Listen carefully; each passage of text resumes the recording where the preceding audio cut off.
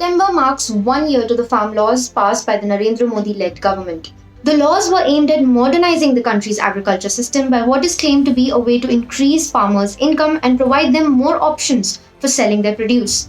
Farmers' groups, however, have been protesting against these laws and fear that the laws will lead to the abolishment of the MSP or minimum support price guaranteed by the government on select crops.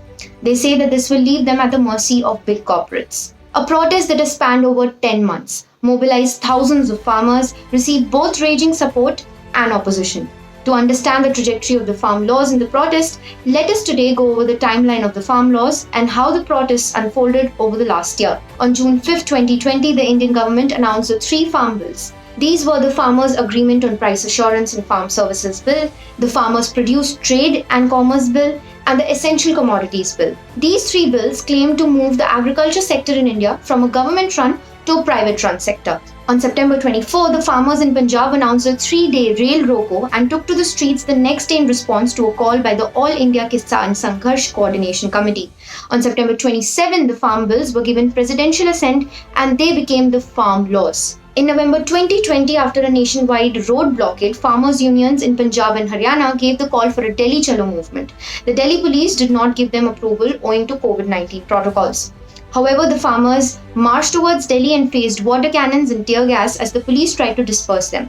They were later allowed to peacefully protest at Nirankari ground in northwest Delhi. After a few days, Home Minister Amit Shah offered to talk to farmers provided they vacate Delhi borders. The farmers rejected this offer and demanded holding a protest at Jantar Mantar. Now, Prime Minister Narendra Modi did not address the issue directly, but in his Mann Ki Baat program said that it was not other political parties but his government that had fulfilled their promises to the farmers. From December 3 to December 5, 2 rounds of talks between the government and representatives of farmers took place, both of which remained inconclusive. On December 8, farmers gave a call for a Bharat Bandh, which was supported by farmers from other states as well. The next day, on December 9, the farmer leaders rejected the union government's proposal to amend the 3 contentious laws and vowed to further intensify their agitation until the laws are repealed. On December 11, Bharatiya Kisan Union moved the Supreme Court against the farm laws. On December 16, the Supreme Court said it may constitute a panel having representatives of the government and farmer unions to end the deadlock over the controversial agriculture laws. In the same month, the 6th round of talks between the government and the farmer leaders brought in some development. The centre agreed to exempt farmers from stubble burning penalty and drop charges in Electricity Amendment Bill. The 7th round of talks between the government and farmer leaders on January 4, 2021 remained inconclusive, with the centre still not agreeing to repeal the farm laws. Later in the month, the Supreme Court slammed the centre for handling of the farmers' protest and said it would constitute a committee headed by a former Chief Justice of India to resolve the deadlock.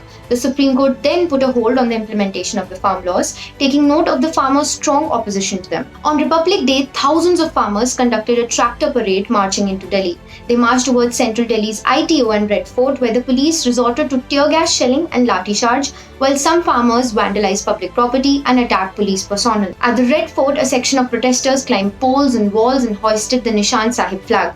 One protester also lost his life in the chaos. Following this, UP's Ghaziabad district issued orders for the protesters to vacate their protesting site by the night.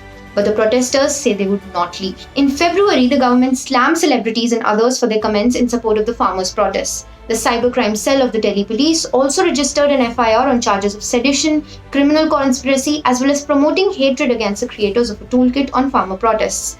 The same toolkit was also shared by environmental activist Greta Thunberg. Later in the month, activist Deep Sindhu was arrested in relation to the Republic Day violence, and Disha Ravi, the 21-year-old climate activist, was arrested for allegedly editing the toolkit shared by Greta Thunberg. In March this year, farmers completed 100 days of protesting at the Delhi borders, while the Punjab Vidhan Sabha passed a resolution asking for the withdrawal of the laws and continuing the MSP-based government system. In August, leaders of 14 opposition parties met at a parliament house and decided to visit Kisan Sansad to show support at Delhi's Jantar Mantar, where a group of farmers had been carrying out the Sansad since July 22. On August 28, Haryana police cracked down on farmers in Karnal, leaving several injured in a lathi charge while the farmers were protesting against a BJP meeting being chaired by Haryana Chief Minister Manohar Lal Khattar. On September 15, the Delhi police cited a rise in sale of tractors in Punjab to substantiate its allegation that the Republic Day violence was a deep-rooted and well-orchestrated conspiracy. On September 27, the farmers called for a Bharat Bandh to mark 1 year of the first anniversary of the enactment of the 3 farm laws. As we come to the end of September, the farmers' protest has continued for 10 months and is still ongoing.